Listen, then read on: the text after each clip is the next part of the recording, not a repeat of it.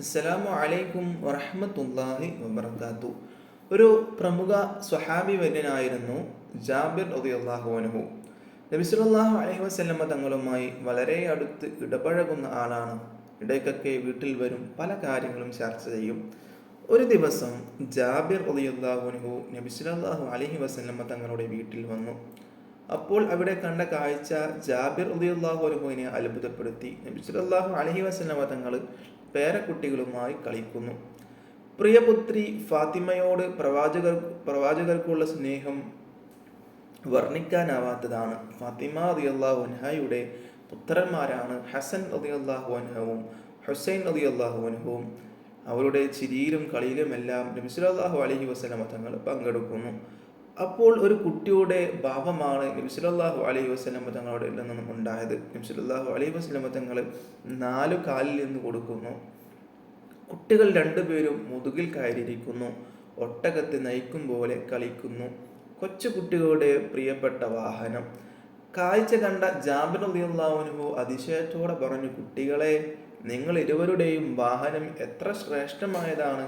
ഉടനെ തന്നെ നബി സല്ലല്ലാഹു അലൈഹി വസല്ലമ തങ്ങളുടെ മറുപടി വന്നു, വാഹനത്തിൽ കയറിയ രണ്ടുപേരും എത്ര ശ്രേഷ്ഠർ.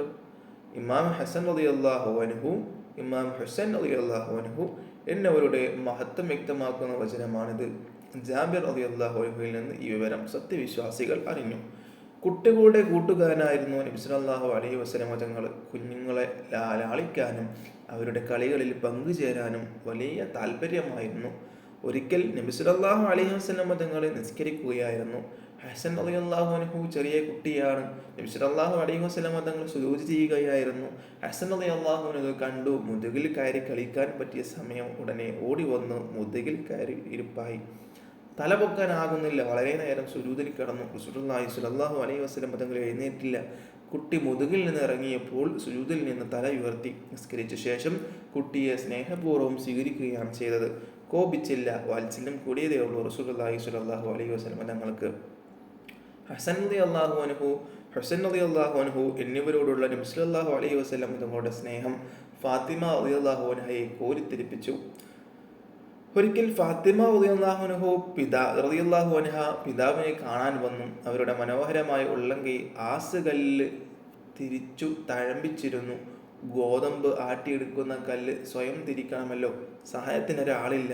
ഒരു വേലക്കാരിയെ കിട്ടണം. പിതാവിനോട് പറഞ്ഞാൽ വേലക്കാരിയെ കിട്ടുമെന്ന പ്രതീക്ഷയിലാണ് ഫാത്തിമ റളിയല്ലാഹു അൻഹ നബി സല്ലല്ലാഹു അലൈഹി വസല്ലം തങ്ങളുടെ അരികിലേക്ക് വരുന്നത്.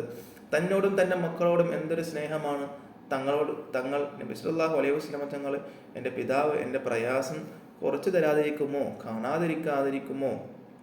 ഇല്ല, കുറച്ചു തരും. അതിനുള്ള കാര്യങ്ങൾ, സൗകര്യങ്ങൾ റസൂലുള്ളാഹി സ്വല്ലല്ലാഹു അലൈഹി വസല്ലം തങ്ങൾ ചെയ്തു തരും എന്നുള്ള പ്രതീക്ഷയിലാണ് ഫാത്തിമ ബീവി വരുന്നത്. വീട്ടിലെത്തിയപ്പോൾ പിതാവില്ല. ആയിഷ റളിയല്ലാഹു അൻഹയെ കണ്ടു.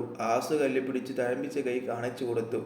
ആയിഷ റളിയല്ലാഹു അൻഹയിന് ദുഃഖം തോന്നി. പിതാവ് വരുമ്പോൾ പ്രശ്നം അവതരിപ്പിക്കാമെന്ന് ആയിഷ റളിയല്ലാഹു അൻഹ സമ്മതിച്ചു. ഫാത്തിമ റളിയല്ലാഹു അൻഹ മടങ്ങിപ്പോയി. ആയിഷ റളിയല്ലാഹു അൻഹയുടെ മനസ്സിൽ ഫാത്തിമ റളിയല്ലാഹു അൻഹയുടെ അവസ്ഥ അസ്വസ്ഥത പരത്തിയിരുന്നു. നബി സല്ലല്ലാഹു അലൈഹി വസല്ലം തങ്ങൾ വന്നപ്പോൾ ആയിഷ റളിയല്ലാഹു അൻഹ പ്രശ്നം അവതരിപ്പിച്ചു. ഒരു വേലക്കാരിയെ നൽകണമെന്ന് സ്നേഹപൂർവ്വം നിർബന്ധിച്ചു. നബി സല്ലല്ലാഹു അലൈഹി വസല്ലം തങ്ങൾ അവിടെ എഴുന്നേറ്റ് നിന്നു. പുത്രിയുടെ വീട്ടിലേക്ക് നടന്നു. ഫാത്തിമ പിതാവിൻ്റെ മകൾ വിളി കേട്ടു ഓടിച്ചെന്നു. എൻ്റെ പ്രിയപ്പെട്ട മകളെ, ഒരു വേലക്കാരിയെ കിട്ടുന്നതിനേക്കാൾ ഉത്തമമായ കാര്യം നിനക്ക് പറഞ്ഞു തരാനാണ് ഞാൻ വന്നത്. ഓരോ നിസ്കാരത്തിന് ശേഷവും സുബ്ഹാനല്ലാഹ് എന്ന് 33 പ്രാവശ്യം ചൊല്ലുക, അൽഹംദുലില്ലാഹ് എന്ന് 33 പ്രാവശ്യം ചൊല്ലുക, അല്ലാഹു അക്ബർ എന്ന് 33 പ്രാവശ്യം ചൊല്ലുക. മകൾ പിതാവിനെ അനുസരിച്ചു. വേലക്കാരി ലഭിക്കണമെന്ന മോഹം ഉപേക്ഷിച്ചു. വീട്ടുവേലകൾ സ്വയം ചെയ്തു. രാജ്യം ഭരിക്കുന്ന ഭരണാധികാരിയാണ് പിതാവ്. എന്നിട്ടും മകളുടെ സേവനത്തിന് ഒരു പരിചാരികയെ നൽകിയില്ല. മക്കൾക്ക് പരാതിയുമില്ല. അതുപോലെ കുട്ടികളോട് എങ്ങനെ പെരുമാറണമെന്ന് സ്വജീവിതത്തിലൂടെ വരച്ച് കാട്ടിയിട്ടുണ്ട് നബി സല്ലല്ലാഹു അലൈഹി വസല്ലം തങ്ങൾ. കുരുന്നുകളോടുകൂടെ അവരിൽ ഒരാളായി ഇടപഴകുകയും കളിക്കുകയും പിറകെ ഓടുകയും വരെ ചെയ്തിരുന്നു റസൂലുള്ളാഹി സ്വല്ലല്ലാഹു അലൈഹി വസല്ലം തങ്ങൾ. വളരെ സൗമ്യമായി ക്ഷമയോടുകൂടെ മാത്രമായിരുന്നു അവിടുന്ന് കുട്ടികളോടുള്ള പെരുമാറ്റവും പ്രതികരണവും. സേവകനായിരുന്ന അനസ് റളിയല്ലാഹു അൻഹുവിനെ ഒരിക്കൽ പ്രവാചകൻ സ്വല്ലല്ലാഹു അലൈഹി വസല്ലം തങ്ങൾ ആവശ്യ നിർവഹണത്തിനായി പുറത്തേക്ക് പറഞ്ഞു വിട്ടു. 8 വയസ്സായിരുന്നു അന്ന് അനസ് റളിയല്ലാഹു അൻഹുവിൻ്റെ പ്രായം. പുറത്ത് കളിച്ചുകൊണ്ടിരുന്ന കുട്ടികളോടൊത്ത് കളിയിൽ ഏർപ്പെട്ട അനസ് റളിയല്ലാഹു അൻഹു തന്നെ ഏൽപ്പിക്കപ്പെട്ട ദൗത്യം മറന്നു. കുറച്ച് കഴിഞ്ഞ് റസൂൽ സല്ലല്ലാഹു അലൈഹി വസല്ലം തങ്ങൾ വരുമ്പോൾ അനസ് കളിക്കുന്നതാണ് കണ്ടത് റളിയല്ലാഹു അൻഹു. അനസേ, ഞാൻ പറഞ്ഞ കാര്യം ചെയ്തുവോ? വഴക്ക് പറയുകയായിരുന്നില്ല, ഓർമ്മപ്പെടുത്തുക മാത്രമായിരുന്നു നബി സല്ലല്ലാഹു അലൈഹി വസല്ലം തങ്ങൾ ചെയ്തത്. ജാബിർ റളിയല്ലാഹു അൻഹുവിൽ നിന്നുള്ള മറ്റൊരു നിവേദനം നോക്കൂ. ഞാൻ നബി സല്ലല്ലാഹു അലൈഹി വസല്ലമയുടെ അടുത്ത് ചെല്ലുമ്പോൾ പ്രവാചകർ മുട്ടുകുത്തി നടക്കുന്നതാണ് കണ്ടത്. ചുമരിൽ പേരമക്കളായ ഹസൻ റളിയല്ലാഹു അൻഹുവും ഹുസൈൻ റളിയല്ലാഹു അൻഹുവും കയറിയിരിക്കുന്നുണ്ട്. അവിടുന്ന് ഇപ്രകാരം പറയുന്നുണ്ടായിരുന്നു: നിങ്ങളുടെ ഒട്ടകം എത്ര നല്ല ഒട്ടകം, നിങ്ങളുടെ യാത്രക്കാരൻ എത്ര നല്ല യാത്രക്കാർ. എത്ര സുന്ദരമായാണ് കുട്ടികളോട് മുത്തുനബി സല്ലല്ലാഹു അലൈഹി വസല്ലമ തങ്ങൾ പെരുമാറിയതെന്ന് നോക്കുക. ക്ഷമയോടുകൂടെ മാത്രമേ കുട്ടിയോട് പെരുമാറാൻ പാടുള്ളൂ. നിസ്സാര കാര്യങ്ങൾക്ക് പോലും മുഖം കറുപ്പിക്കുക, ശിക്ഷിക്കുന്ന ഒരുപാട് മാതാപിതാക്കളെ നമുക്കിടയിൽ കാണാനാകും. പാത്രം മുടച്ചതിനും അകം വൃത്തികേടാക്കിയതിനുമെല്ലാം കുട്ടികളെ അമിതമായി ശകാരിക്കുകയും ശിക്ഷിക്കുകയും ചെയ്യുമ്പോൾ കുട്ടികളുടെ മനഃശാസ്ത്രത്തെക്കുറിച്ച് ചിന്തിക്കുന്നില്ല.